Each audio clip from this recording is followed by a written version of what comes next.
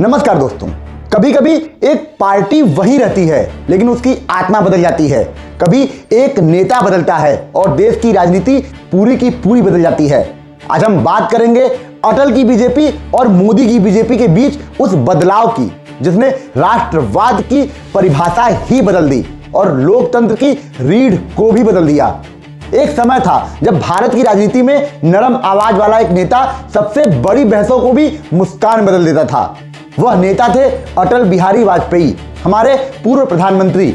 उनकी बीजेपी का राष्ट्रवाद ऊंची आवाज वाला नहीं था, गहरा था, शांत था और सबसे जरूरी समावेशी था। अटल जी कहते थे राष्ट्र सिर्फ सीमाओं का नाम नहीं, राष्ट्र लोगों का नाम है। और शायद यही वह कारण था जिनको विपक्ष भी उनके सामने सिर झुकाकर बैठता था। उनकी राजनीति में असहमति देशद्रोह नहीं था, विरोध राय थी, दुश्मनी नहीं। संसद बहस का घर था और सवाल मीडिया पूछता था और सरकार जवाब देती थी। सीबीआई, ईडी, चुनाव आयोग, इनका नाम सुनकर भी विपक्ष कभी डरा नहीं था लेकिन विश्वास करता था। यह वही बीजेपी थी जो संघर्ष कर सकती थी लेकिन लोकतंत्र से टकराती नहीं थी। 2014 आते आते बीजेपी वही पार्टी थी लेकिन उसका दिल, उसकी धड़कन और उसका रास्ता कुछ भी वैसा का वैसा नहीं रहा जैसा कि अटल बिहारी वाजपेयी के कार्यकाल में था।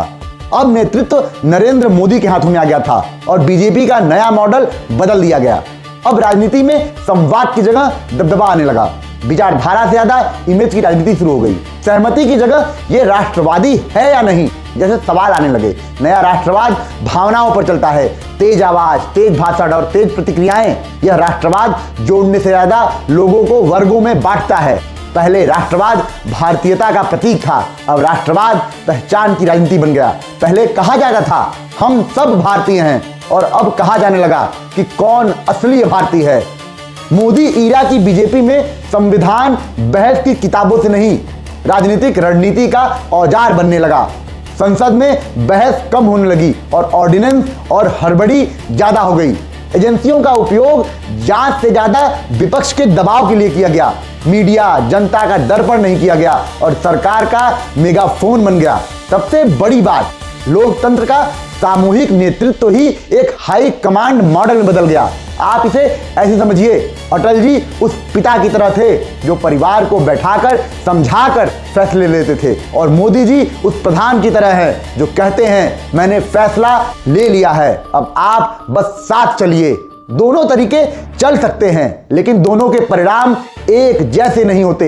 अटल की बीजेपी ने लोकतंत्र को जगह दी, मोदी की बीजेपी ने ताकत को, सत्ता को।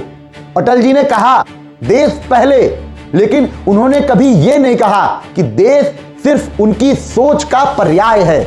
आज की राजनीति में आजादी कम महसूस होती है और नियंत्रण ज्यादा।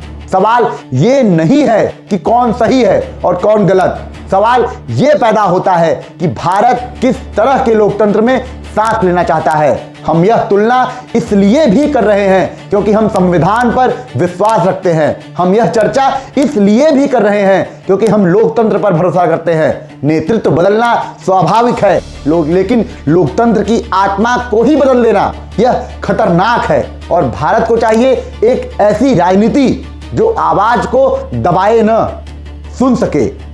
यह था अटल बिहारी वाजपेयी की बीजेपी और अब वर्तमान समय में नरेंद्र मोदी की बीजेपी, जिसने भारत राष्ट्र को ही बदल दिया, भारत के नैतिक मूल्यों को ही परिवर्तित कर दिया, भारत की शासन प्रणाली और संवैधानिक संस्थाओं को ही दरकिनार कर दिया।